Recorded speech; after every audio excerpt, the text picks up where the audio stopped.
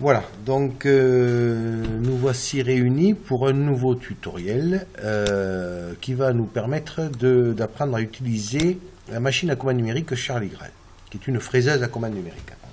On l'appelle également robot Charlie Graal. Alors, donc le problème, vous l'avez vu, je vous ai donné ce document en classe, donc nous allons fabriquer une petite réglette en matière plastique qui va nous permettre de découvrir un petit peu toutes les opérations qu'on peut faire avec cette machine. Alors, prenons le temps, donc on a lu ce document ensemble, prenons le temps d'aborder quelques notions. Donc d'abord la notion de brut, je vous le rappelle, donc le brut ici il est en violet, voilà, et donc c'est la quantité de matière, c'est-à-dire le volume de matière nécessaire à la fabrication de la pièce, et comme vous pouvez le voir, il est forcément plus grand que la pièce finie. J'ai déterminé le surplus de matière en disant qu'il faut rajouter 5 mm tout autour. Voilà, notre professeur ailleurs pourra vous dire qu'on rajoute 10 mm. Bon, donc le choix ici de la matière supplémentaire est aléatoire. Voilà, moi j'ai choisi 5 mm. Donc ici, il y a une deuxième chose qu'il faut bien prendre en compte. Donc ça, c'est la dimension du brut. Mais lorsque j'ai des figures géométriques à dessiner, comme ici des cercles ou ici un rectangle, il y a la notion très importante de position de la figure géométrique et de dimension de la figure géométrique. Ce sont deux choses que l'on retrouvera sur les logiciels de dessin industriel également.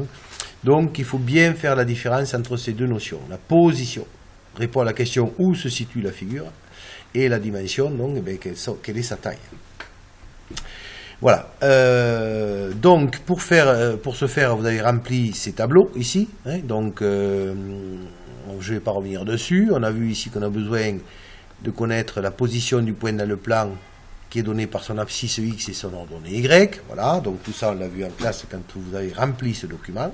Et là maintenant, donc, il ne nous reste plus qu'à aller sur le logiciel CAO de Charlie Graal, donc voilà, moi je vais dessus, et donc je vais commencer par dessiner. Donc vous lancerez Charlie Graal, et vous lancez CAO. Voilà. Toujours pareil, fichier nouveau. Voilà. Et on vous donne, le logiciel vous donne par défaut une dimension du brut. Vous voyez, il y a bien marqué ici dimension du brut. Donc ça, c'est la dimension par défaut. Je reviens ici sur mon document. Et moi, la dimension du brut, on l'a vu, c'est une réglette. Donc c'est un morceau de matière qui fait 200 mm de long. Donc X vaut 200, Y vaut 50. Et Z, qui est l'épaisseur, vaut 2. Donc 250 et 2. Donc je renseigne ici. 250 et 2 mm d'épaisseur. Voilà. Et ici, c'est le pas de la grille. Vous voyez, grille. Alors son pas, on va mettre 5 mm. Ça sera plus simple pour nous. Et je valide. Et voilà, ici le brut donc, qui est tracé. Ensuite, je reviens ici sur ma fiche, et donc on a vu ensemble, lorsqu'on a étudié ce document, qu'il y avait un rectangle, donc, dont la position, alors vous voyez ici, là, ce quadrillage-là, m'indique la position de quel élément.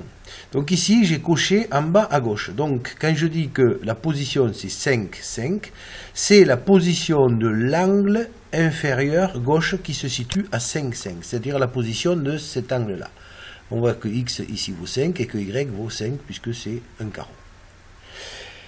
Donc je viens ici dans Charlie Graal, je prends l'outil ici rectangle et je vais tracer un rectangle quelconque, n'importe comment, peu importe. Je clique une deuxième fois, puis je fais 2 fois clic droit. Clic droit, je le sélectionne et clic droit à nouveau pour aller dans propriété.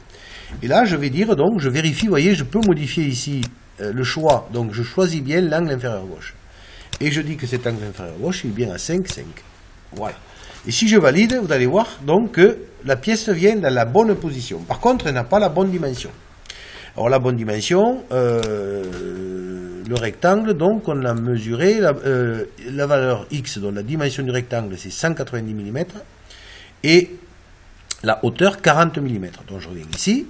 Clic droit de nouveau propriété, donc ici X vaut 100, vous voyez, donc je suis ici bien dans la fenêtre dimension et non plus position, donc ici 190 et ici 40.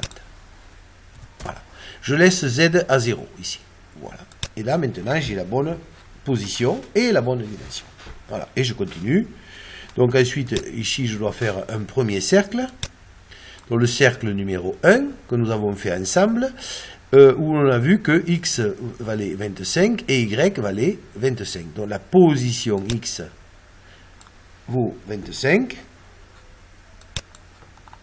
Voilà, cercle 1, donc position x 25, position y 25. Et la dimension du cercle, donc c'est le nombre de carreaux, donc ici son diamètre, 1, 2, 3, 4 carreaux, le diamètre fait 4 carreaux, donc comme chaque carreau fait 5 mm, rappelez-vous, le pas, ici 5 mm, donc ça fait 4 x 5, 20, ça fait bien 20 mm. Donc le cercle 1, 25, 25, 20, 20. Donc je reviens ici, je prends l'outil cercle, je trace au hasard, clic droit, propriété. Donc ici, attention cette fois-ci, parce que si vous restez sur ce choix précédent, vous allez donner la position de cet angle-là.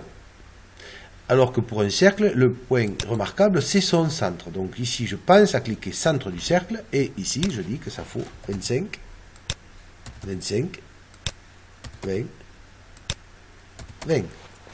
Ok, voilà. Donc, je trace un deuxième cercle. Voilà, et pareil, propriété. Donc ici, je vous rappelle que le deuxième cercle 2, c'est la propriété, c'est 65, 25. Alors vous constatez ici donc que y ne change pas. Hein. Tous ces cercles sont alignés sur une même ligne horizontale de valeur y 25. Donc, cercle 2, 65, 25, 20, 20. Donc ici, 65, 25, 20, 20, et voilà, etc., etc. Et vous terminez comme ça pour tracer tous les cercles. Ensuite, une fois que vous aurez fini de tracer les cercles, ici vous viendrez chercher ici l'outil congé. Voilà. L'outil congé, c'est celui-ci. Et puis vous avez aussi l'outil chanfrein. Alors congé, c'est un arrondi. Donc je choisis arrondi. Je vais faire par exemple un arrondi de 5, un congé de 5 mm. OK. Et là, je vais cliquer par exemple sur l'angle et vous voyez qu'il s'est arrondi automatiquement. Donc je peux faire ça, je peux faire ça. Alors là, vous faites comme vous voulez. C'est juste pour apprendre ce qu'est cet outil et à quoi ça sert. Je vais cette fois-ci choisir un chanfrein de 5 aussi. Voilà. Et je vais faire un chanfrein. Vous voyez qu'ici, un chanfrein, c'est un plat, alors que le congé, c'est un arrondi. Voilà. Ensuite, dernière chose à faire, c'est maintenant, vous allez rentrer du texte un peu, c'est-à-dire vous allez mettre vos initiales ou ce que vous voulez. Essayez d'éviter un trop grand nombre de lettres, 3-4 lettres maximum. Donc vous allez ici chercher texte, voilà, et vous allez taper, par exemple, moi je vais taper Notre-Dame, voilà, ND, OK, voilà. Donc là on a notre texte, je le déplace avec la souris. Alors il y a un problème, c'est que le texte, vous voyez qu'il est en double. Donc il vous faudra ici faire clic droit, propriété, et il va falloir changer la police de caractère. Donc ici, vous avez deux onglets, géométrie et texte. Donc vous cliquez sur l'onglet texte et là, sur l'onglet police. Et vous irez chercher la police Charlie Standard. Voilà, j'ai cliqué sur police. Voilà. Vous voyez que c'est sur Arial, donc vous irez obligatoirement chercher Charlie Standard, donc c'est par ordre alphabétique, voilà. C'est celle avec la petite équerre bleue là, et la règle jaune. Parce que c'est la seule Charlie Standard qui est un trait unique. Qui ne soit pas en double. Voilà, vous voyez, elle est avec un trait simple. Parce que sinon, comme on a une fraise et non pas une pointe à graver, ça ne sera pas propre. Voilà, et là je mets mon texte, bon, vous le placez où vous voulez en fait. Vous pouvez même le mettre en biais si vous voulez, vous recliquez de nouveau dessus, là. Voilà, quand c'est jaune, comme ça, vous pouvez l'incliner comme vous voulez. Par exemple, comme ça, pourquoi pas. Voilà, donc ça c'est le texte, et fin en fait de la première partie donc du tutoriel. On vient de terminer le logiciel de CAO. Donc par contre vous le sauvegardez, fichier, enregistrez sous bien entendu.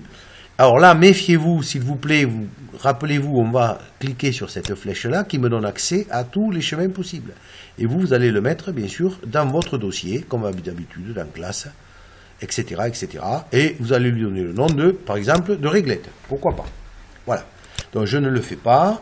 Fin donc du tutoriel numéro 1.